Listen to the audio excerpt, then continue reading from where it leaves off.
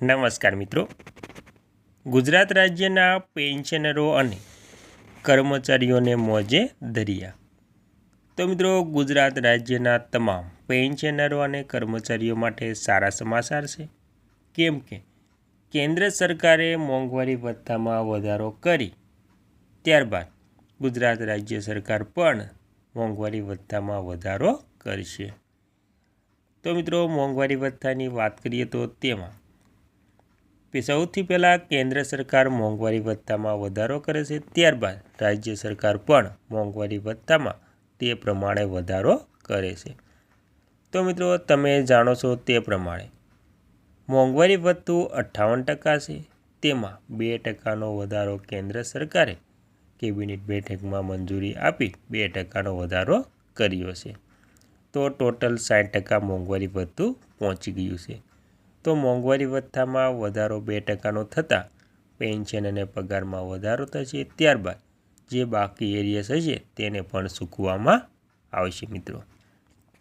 ત્યારબાદ મોંઘવારી ભથ્થામાં વધારા બાદ 18 મહિનાનો જે બાકી એરિયસ છે તેની પણ ટૂંક સમયમાં જાહેરાત થશે। તો જે કોરોના સમયે 18 મહિનાનું બાકી એરિયસ રોકવામાં આવ્યું હતું તેને પણ આપવામાં આવે તો પગાર અને પેન્શનમાં સૌથી મોટો વધારો જોવા મળશે। અને મિત્રો, મોંઘવારી ભથ્થું 18 મહિનાનું બાકી એરિયસ, ત્યારબાદ 8મું પગાર પંચ પણ લાગુ થવા જઈ રહ્યું છે। તો મિત્રો, 8મા પગાર પંચ 2026થી લાગુ થશે અને તે 2027માં આપવામાં આવશે, પરંતુ જે બાકી રકમ હશે તેને પણ ચૂકવવામાં આવશે। તો મિત્રો, મોંઘવારી ભથ્થા બાદ જે 18 મહિનાનું બાકી એરિયસ પ્લસ 8મું પગાર પંચ એટલે કે 8મા પગાર પંચમાં વધારો, તેના આધારે પેન્શન અને પગારમાં પણ સૌથી મોટો વધારો જોવા મળશે।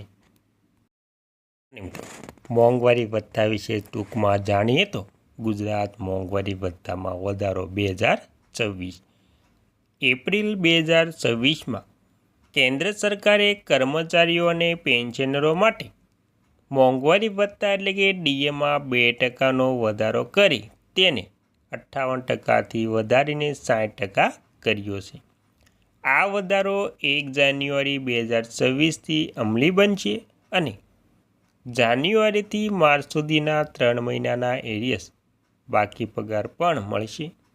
ગુજરાત સરકાર પણ કેન્દ્રના ધોરણે આ વધારો લાગુ કરે તેવી શક્યતા છે।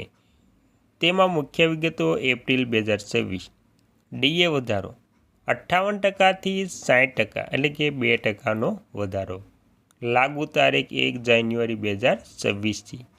એરિયસની વાત કરીએ તો 3 મહિના, 3 મહિનામાં પહેલું જાન્યુઆરી, ફેબ્રુઆરી અને માર્ચ બાકી પૈસા મળશે। લાભાર્થીઓની વાત કરીએ તો કેન્દ્ર સરકારના કર્મચારીઓ, પેન્શનરો, ગુજરાત રાજ્યના કર્મચારીઓને પણ તેનો લાભ મળવાની અપેક્ષા। ગણતરીની વાત કરીએ તો જો મૂળ પગાર 18,000 હોય તો દર મહિને આશરે 360થી 540નો વધારો થઈ શકે છે। આ નિર્ણય વડાપ્રધાનની અધ્યક્ષતામાં કેબિનેટ બેઠકમાં લેવામાં આવ્યો છે, જે લાખો કર્મચારીઓના મોંઘવારીમાં મોટી રાહત આપશે।